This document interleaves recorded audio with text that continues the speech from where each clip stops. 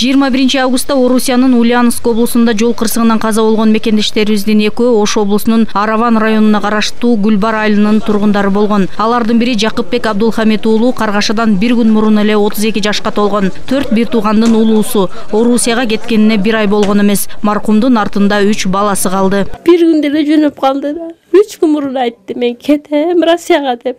Таянутам, ой барбайын, ой балам десем жок, бир барып келейин. 8 ай мурун атасы өткөн эле, балам бир барып келип атам жылдыгын өткөрөм. Жылдыгынча барып келейин деп кетти эле.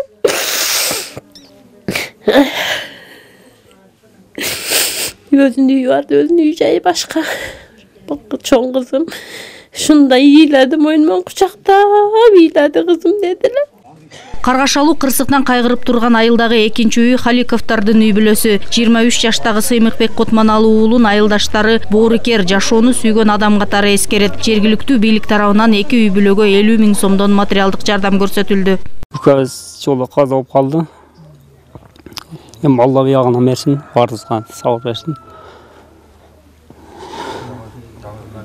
Жакында балалуу болду эле үкөм. Gelin de 40 çağırıp geldiler үйüne. Gelgende 2 gün oldu. Gelin amışın жерделе. Үкөм шайыр менен өзү жакшы болалы. Бул жактан айыл өкмөттүн тарабынан керек болгон жардамдарды үйлөрүнө келип, ал акыбалдарын сурап, баягы аткарыла турган жумуштардын баардыгын аткардык. Буюрса азыр ушул үйдүн ээлери менен тынбай сүйлөшүп байланышка чыгып атабыз. Эми бул ушундай iş bolup kaldı, kaygılı iş bolup kaldı. Bu жалпы Кыргыз элинин кайгысы. Маркумдардын сөөгү 23 августта Кыргызстанга алынып келинип, ошол күнү жерге берилди. Айтсак, жол кырсыгынан каза болгон мекендештерибиздин үй бүлөсүнө президенттин атынан 300 000 сомдон материалдык жардам берилди.